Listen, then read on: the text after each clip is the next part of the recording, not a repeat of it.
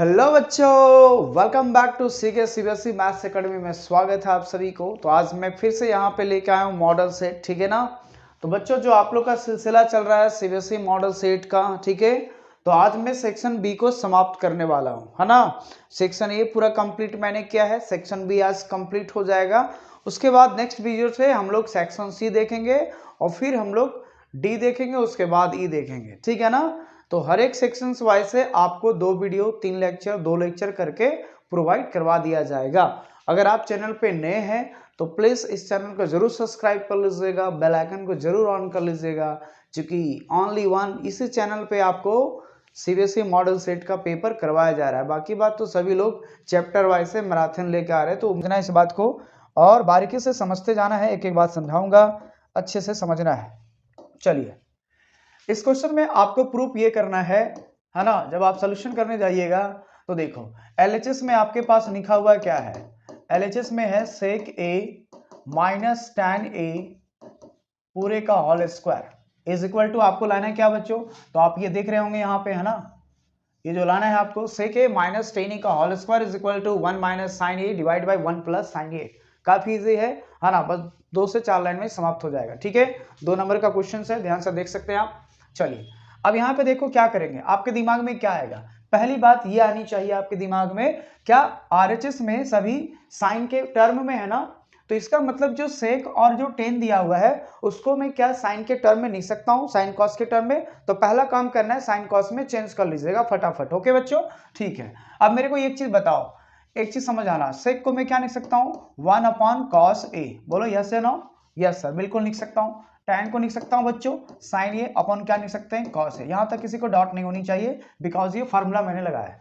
सेक का formula 1 by cos, tan का formula sign by cos. Okay, क्या यहाँ पे कॉस एलसीएम आ जाएगा बच्चों दोनों का, बिल्कुल सर। सो 1 माइनस साइन ए हो जाएगा और यहाँ होल स्क्वायर होगा। अब अगर पावर दो चीजें डिवाइड में है तो मैं ऐसा लिख सकता हूं साइन ए का होल स्क्वायर अपॉन नीचे भी हो जाएगा कॉस स्क्वायर ए। बोलिए हाँ या ना, क्योंकि पावर दोनों में लगा सकते हैं, है ना। नॉमरेटर में भी पावर कर सकते हैं, डिनोमिनेटर में भी पावर कर सकते हैं। Am I correct? Yes sir. अब मैं क्या करता हूं, क्या मेरे को ऊपर में 1 माइनस साइन बनाना था तो ये बन चुका है, बट अपने को सिर्फ 1 माइनस साइन चाहिए, 1 माइनस साइन का होल स्क्वायर नहीं चाहिए। तो यहाँ पे भाई होल स्क्वायर आ गया, तब तो एक तो एक्स्ट्रा है ना। अच्छा सर, अब यहाँ देखो मैं क्या कर रहा हूँ, ध्यान से सुनना। 1 माइनस साइन का होल स्क्वायर रहने देते हैं बच्चों। ये बताइए कॉस स्क्वायर के बदले क्या लिख सकता हूँ, क्या इसको लिख सकते हैं 1 माइनस साइन स्क्वायर? ये बोलिए हाँ या ना। क्यों? क्योंकि हम लोग जानते हैं cos square A is equal to होता है 1 minus sine square A, identity formula है। अच्छा सर, अब बताओ आगे क्या कर सकते हैं बच्चों। अगर इसको थोड़ा सा रफली देखा जाए तो आप ये कह सकते हैं कि यहाँ पे अगर मैं 1 का स्क्वायर कर देता तो कोई दिक्कत था, तो हो जाएगा ए स्क्वायर माइनस बी स्क्वायर। तो यहाँ पे आप इस तरह का केस में देख सकते हैं कि ए स्क्वायर माइनस बी स्क्वायर बराबर क्या होता है, ए माइनस बी इंटू ए प्लस बी। ये फार्मूला लगा सकते हैं। तो यहाँ पे देखो मैं वही करने जा रहा हूँ वहां पे, है ना। चलिए अब देखिए यहाँ पे मैं यहाँ पे क्या अप्लाई कर रहा हूँ, ध्यान से देखना है। यहाँ पे 1 माइनस साइन ए का होल स्क्वायर रहने देता हूँ, ठीक है। नीचे देखो ए स्क्वायर माइनस बी स्क्वायर की फॉर्म है, तो एक बार माइनस में लिखूंगा बच्चों और एक बार प्लस में लिखूंगा, तो 1 प्लस साइन ए हो जाएगा। बारीकी से समझना है, कोई भी ज्यादा बकवास वाली हवा वाली बात मैंने नहीं बोला है। ए स्क्वायर माइनस बी स्क्वायर, ए माइनस बी और ए प्लस बी हो गया। ओके सर, क्या ए माइनस बी से एक ए माइनस बी कट जाएगा, तो ऊपर में क्या बच जाएगा बच्चों, नॉमिनेटर में 1 माइनस साइन और denominator remaining values are 1 plus sine a. क्या आप बोल सकते हैं कि यही आपका आरएचएस है ना। So this is the RHS side. Okay, so hence proved हो गया। तो कुछ भी करना था क्या इस क्वेश्चन में, कुछ नहीं, बस बेसिक सवाल था। यहाँ पे मैंने देखा साइन में, तो पहला इसका मैंने दिमाग लगाया कि सेक का साइन कॉस में कैसे लाया जा सकता है। तो कॉस को, सेक को मैंने लिखा 1 बाय कॉस, टेन को लिखा साइन बाय कॉस, ठीक है ना बच्चों। उसके बाद फिर यहाँ दोनों के नीचे कॉस है, दोनों का कॉस एलसीएम आ गया, 1 माइनस साइन ये होल स्क्वायर रहने दिया। नॉमिनेटर डिनोमिनेटर में दोनों सेपरेट मैंने पावर को कर दिया 2 को, ऊपर में 1 माइनस साइन का होल स्क्वायर हो गया, नीचे कॉस स्क्वायर का आइडेंटिटी फार्मूला मैंने इस्तेमाल किया। सो 1 माइनस साइन स्क्वायर। अब 1 को अगर मैं स्क्वायर में दूं तो कोई दिक्कत नहीं है, इसका मतलब ए स्क्वायर माइनस बी स्क्वायर नीचे लगा दिया और 1 माइनस साइन से 1 माइनस साइन एक कट गया, क्योंकि ऊपर में पावर 2 था तो एक तो कटने वाला है। सो एक आपका कैंसिल आउट हो गया। सो नॉमिनेटर में 1 माइनस साइन और डिनोमिनेटर में रिमाइनिंग वैल्यू 1 प्लस साइन ये, और this is the RHS side. Okay, so इस तरह से हम लोग इजीली तरीके से इसको मैंने प्रूव कर दिया, है ना। ये 2 नंबर में पूछा हुआ क्वेश्चन है, सैंपल पेपर में क्वेश्चन करवाएंगे तो क्वेश्चन डबल हो जाते हैं, ठीक है ना बच्चों। चलिए अब देखना सेकंड नंबर क्वेश्चन क्या बोल रहा है, कह रहा है एक्सप्रेस द ट्रिगोनोमेट्रिक रेशियो सेक ए, ये क्या है बच्चों, सेक ए है, एंड दूसरा क्या है, टैन ए है, और उसको लाना है इन टर्म ऑफ साइन ए। मतलब क्या हुआ सर, इसका मीनिंग ये हुआ कि सेक को साइन के फॉर्म में लाओ, टेन को साइन के फॉर्म में लाओ, है ना। आपको ऐसा इस्तेमाल करना है कि सेक से मैं साइन कैसे आऊंगा, टेन से साइन कैसे आऊंगा, ठीक है। तो देखो बेहद आसान क्वेश्चन है, आप इस क्वेश्चन को सॉल्व जब करेंगे तो क्या करेंगे, ध्यान से सुनना, ठीक है। पहले ये बताओ, अगर सेक ए है तो पहले आप क्या कॉस ए लिख सकते हैं, 1/cos ए, बिल्कुल अभी जस्ट इसके पहले वाले क्वेश्चन में ही लगाया। अच्छा, इसका मतलब ये हुआ cos a बराबर 1/√100 लिख सकते हैं, 1 माइनस साइन स्क्वायर ए, बोलो हाँ या ना, बिल्कुल एम राइट। जो कि आइडेंटिटी फार्मूला भाई साहब हम यही ना जानते हैं सेंस कि cos स्क्वायर बराबर होता है 1 माइनस साइन स्क्वायर ए, भी जस्ट मैंने बताया है। इसका मतलब cos a बराबर होगा √100 1 माइनस साइन स्क्वायर ए होगा। तो पहला आंसर तो यहीं पे समाप्त हो गया बच्चों, क्योंकि सेक को किस टर्म में लाना था, साइन के टर्म में लाना था, तो साइन मैंने ला दिया, ठीक है ना। अच्छा सर, दूसरा आता है कहानी टैन। अब बताओ टैन ए को साइन की फॉर्म में कैसे लाएंगे, ठीक है ना। तो एक तरीका ये है कि टैन को आप लिख सकते हैं, क्या है बच्चे यहाँ पे बहुत तरीका है, आप जिधर से भी जा सकते हैं। जैसे एक तो नॉर्मल आप लिख सकते हैं sine a divide by cos a. अब हमको तो पूरी कहानी साइन में देना है, तो ये तो कॉस मेरे लिए एक्स्ट्रा हो रहा है, तो आप यहाँ पे साइन लिख दीजिए, और इस फिर से कॉस के बदले फिर से यही वैल्यू बैठाएंगे, तो क्या हो जाएगा बच्चों, 1 माइनस साइन स्क्वायर ए। तो टैन का भी पूरा कहानी किस में आ गया, साइन की फॉर्म में आ गया। तो यही आपका क्या हो गया, आंसर हो गया। क्लियर है राइट। तो इस तरह से आपको इस क्वेश्चन में बेसिक क्वेश्चन था 2 नंबर का, जो इसको और वाला जो क्वेश्चन है वो इजी दिया हुआ था, सिर्फ सेक और टैन को इन टर्म ऑफ साइन के फॉर्म में लाना था। कहता है ये हॉर्स इज थ्रेड्स, है ना। चलो मैं थोड़ा पेन को चेंज कर दे रहा हूं। एक हॉर्स है जो थ्रेड वन कॉर्नर, कितने कॉर्नर, एक corner of a rectangular field of dimension 70 metre by 52 metre by a rope of length 21 metre, how much area of the field can't it grass. तो बताइए वो घोड़ा जो है बच्चों आपको 52 मीटर का है, ठीक है ना। यही हमारा रेक्टेंगल है, याद रखना ना, ये आपका क्या हो गया, रेक्टेंगल हो गया। अब इस रेक्टेंगल में क्या कह रहा है कि ए हॉर्स इज, है ना, tethered to the one corner. इसका क्या मीनिंग हुआ कि एक रस्सी में उसको टाइट करके एक कॉर्नर में, किसी एक कॉर्नर में बांध दिया है। एक कॉर्नर यहां होगा, एक कॉर्नर यहां पे होगा बच्चों, है ना, एक कॉर्नर यहां पे होगा, एक कॉर्नर यहां है, 4 कॉर्नर है ना। तो मान लेते हैं कि एक कॉर्नर यहां पे है, जहां पे एक 21 मीटर का लेंथ से उसको टाइट करके रस्सी से बांध दिया गया है, ताकि वो घोड़ा इस तरह से घूम करके, जैसे मान लो ये आपका एक खुट्टा है ना, आप गांव घरों में देखते होंगे, अगर विलेज एरिया से आते होंगे तो, या कभी आप अगर शहरी एरिया में है तो आप कभी भी देखते होंगे रील वगैरह में, एक काउज है या बैफोलोज है या कोई भी ऑक्स है, बैल है ना, तो उसको बांध करके रस्सी में टाइट करके ऐसे छोड़ देंगे तो पूरा घूमेगा ना रोटेट करके, ठीक है ना। तो वही रोटेशन यहाँ पे ला रहे हैं। तो उस लेंथ का जो रस्सी है, उस लेंथ का रस्सी कितना है बच्चों यहाँ पे, तो देखना है। मान लो ये रस्सी आपका गया है 21 मीटर का यहाँ तक, है ना, कितना का है, 21 मीटर का है। अब सोचो जो घोड़ा यहाँ पे बंधा हुआ है ना, यहाँ पे जो घोड़ा बंधा हुआ है आपका, ठीक है, वो घोड़ा जब चरने जाएगा तो क्या इस तरह का इलाका में चरेगा अपना, ऐसा चरेगा ना भाई। लेकिन समस्या ये है कि आपको घोड़े को सिर्फ इसी रेक्टेंगुलर पार्ट में ही चराना है। तो मैंने ये इमेजिन करो कि ये इसका अगर इतना पार्ट ये चल रहा है, तो इस सेक्टर का एरिया बताना है कि ये कितना होगा आपका, यही एरिया बताना है। तो क्या ये सर्कल जैसा फॉर्म बनेगा ना, तो ये सर्कल का क्या बन गया, एक सेक्टर बन गया ना। इसका मतलब आपसे क्या पूछा है, एरिया ऑफ सेक्टर पूछा है। बात समझ में आ रहा है मैं क्या बोल रहा हूँ। अब अगर ये एरिया ऑफ सेक्टर है तो हम सभी जानते हैं कि कोई भी रेक्टेंगल में जो सभी कॉर्नर होते हैं वो कितना डिग्री बनता है बच्चों, 90 डिग्री बनता है। इसका मतलब ये कह सकते हैं कि यहाँ पे 90 डिग्री होगा। और क्या ये रेडियस काम करेगा हमारा, तो इसका मतलब ये रेडियस हो गया। बात समझ में आ रहा है। तो सर फिर ये सब का क्या मीनिंग है, ये देना और ये देना, उसका कोई मीनिंग नहीं, ये सब फालतू फालतू बात है। आपका पूरे कहानी में काम है, एक रेक्टेंगल है तो एवरी ईच एंगल 90 डिग्री होगा। किसी एक कॉर्नर में मैंने घोड़े को बांध दिया है रस्सी से और वह उस कॉर्नर को चरेगा। तो सोचो उसका इमेजिन करो, ऐसे गोल घूमेगा तो एक सेक्टर बनेगा कॉर्नर में, इधर नहीं आएगा क्योंकि इधर तो जाना नहीं है, दोनों साइड से बाउंड्री है, तो इधर घोड़ा तो आएगा नहीं। जो चरना इसी एरिया में चरना है, ग्राज इसी एरिया में चरेगा, ठीक है ना। तो इसका सेक्टर का एरिया बताना है कि उस ग्राउंड का कितना एरिया उसने क्या किया है ना। How much the area of the field can't it grazes, कितना एरिया में वो ग्राजेस को खाएगा, चरेगा, ठीक। अच्छा सर, अब आप ही बताओ भाई कि अगर कोई सर्कल है यहाँ पे 90 डिग्री बना रहा है बच्चों, ठीक है ना, रेडियस आपका दिया है 21 मीटर, तो बताइए इसका एरिया मिलेगा कि नहीं मिलेगा? तो आप जानते हैं ना, तो आप पहले ये बात लिख लेना, गिवन रेडियस कितना हो जाएगा 21 मीटर, थीटा कितना होगा बच्चों, चूंकि रेक्टेंगल है तो 90 डिग्री ऑलरेडी हो जाएगा।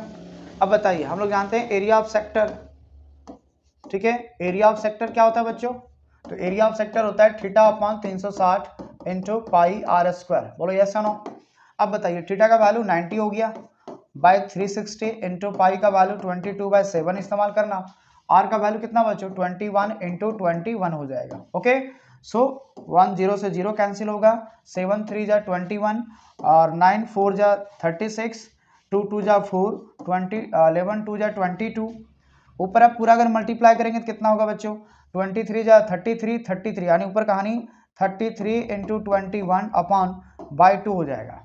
अब यहाँ पे देखिए मल्टीप्लाई कीजिए इसको, कितना होगा 33 को 21 से करेंगे तो कितना होगा, तो यहाँ देखो 33 1 जा 33, हाथ में 3 हो जाएगा, 33 2 जा 66 और 3 69 हो जाएगा, अपन कितना होगा 2।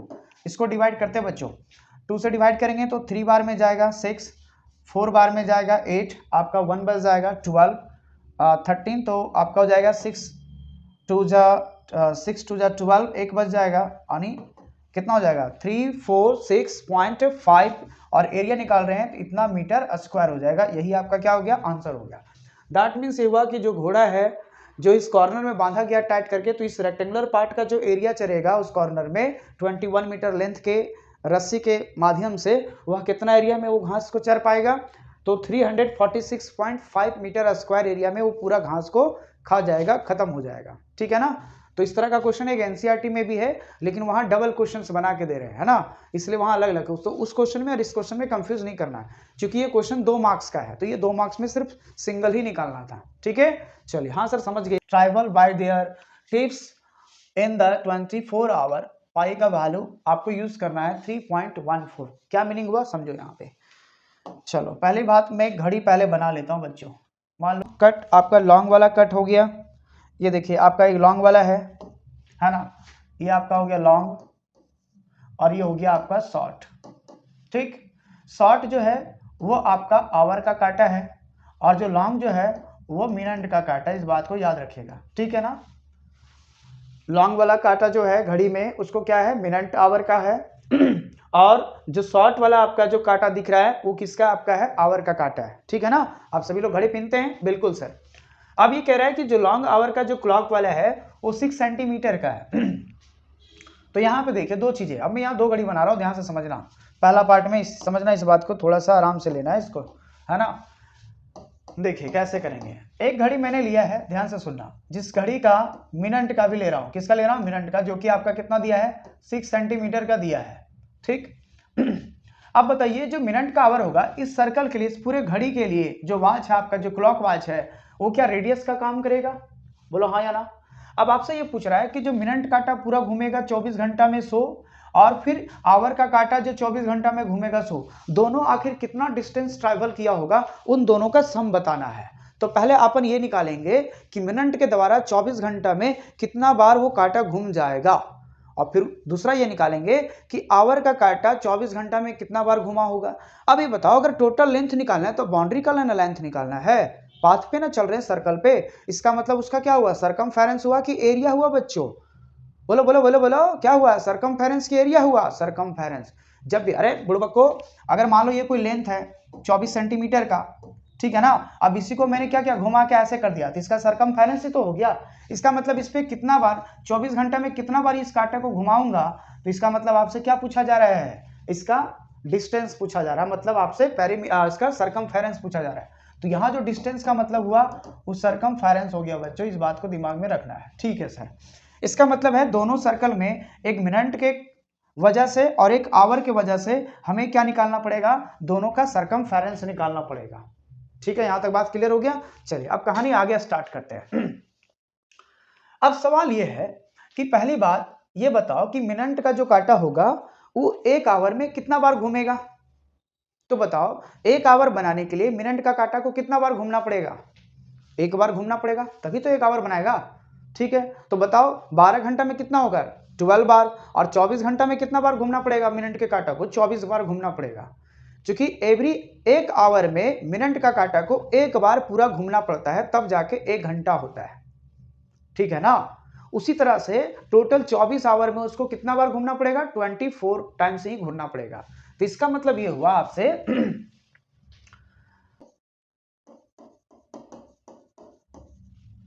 आर रोटेट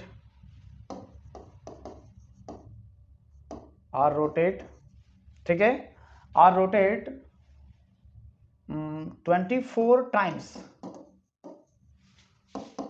इन 24 आवर्स, ठीक है ना। 24 घंटा में, सारा खेल 24 घंटा पे बच्चों, इस बात को याद रखना।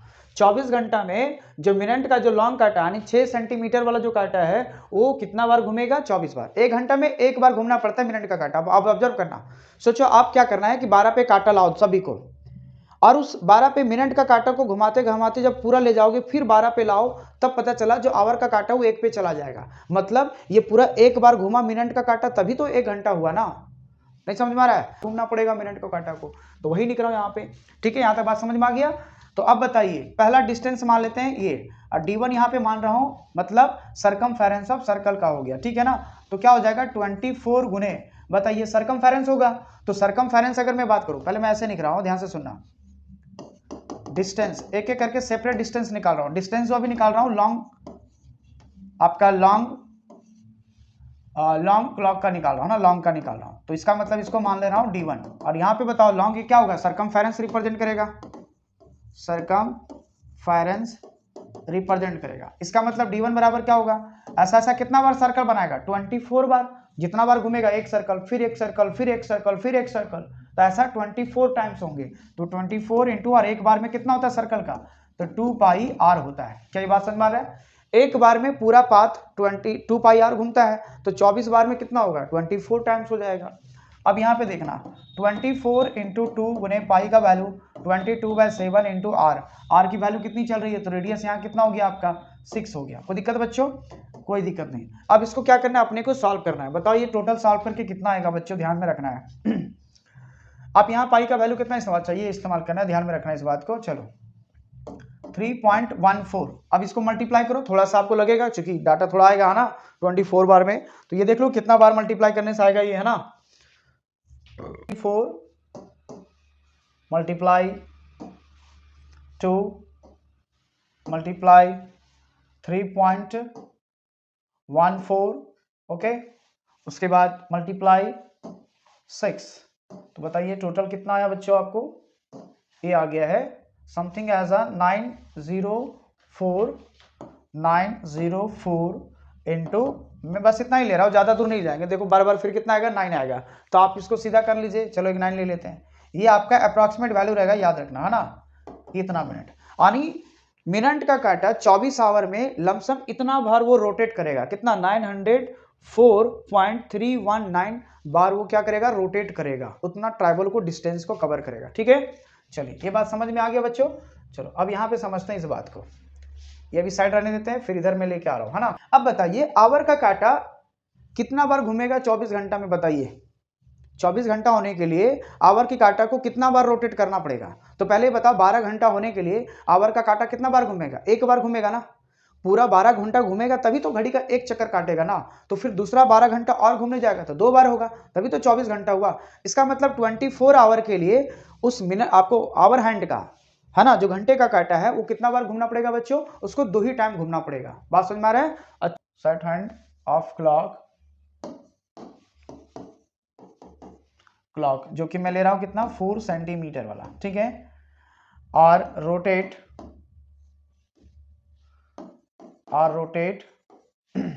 इन 2 टाइम्स इन 24 आवर्स। तो ये 24 घंटा में कितना बार रोटेट करेगा बच्चों, 2 बार रोटेट करेगा। अब इसको मान लेता हूं उसी तरह सेम टू सेम d2 मान लेता हूं, ठीक है ना। तो इसका बताइए कितना होगा, 2 गुने एक बार का 2 पाई आर होता है, तो 2 बार का कितना होगा, 2 पाई हो जाएगा।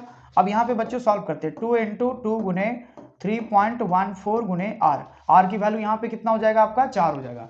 क्योंकि अगला जो जाएगा वो आपका मिनट का, ये आवर हैंड का काटा याद रखना, है ना, जो कि 4 सेंटीमीटर का, तो रेडियस कितना होगा, 4 हो जाएगा। मल्टीप्लाई कीजिए, 2 2 जा 4, 4 4 जा 16, यानी आपको मल्टीप्लाई करना है 16 इंटू 3.14। ओके, चलिए अब यहाँ पे देखते हैं, इसको मल्टीप्लाई कर दे रहे हैं, ध्यान से सुनना, मेरे पास है इसलिए मैं फायदा उठा रहा हूँ, आप भी देख लेना है ना। चलो यहाँ देखो 16 इंटू हो जाएगा आपका कितना बच्चों, 3.14। ओके, सो आंसर अप्रॉक्सीमेटली कितना होगा, 50.24। ये हो जाएगा 50.24, ठीक है ना। इतना इतना आपका मीटर में चल रहा है, सेंटीमीटर में, तो इतना सेंटीमीटर ये कवर किया और इतना सेंटीमीटर लगभग ये कवर किया।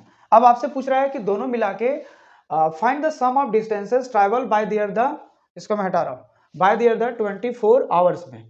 अब बताइए 24 आवर्स में दोनों मिला के टोटल डिस्टेंस कितना कवर करेगा। तो ठीक है बच्चों, अब यहाँ क्या करेंगे, दोनों को मैं यहाँ पे ऐड कर दूंगा, ठीक है ना।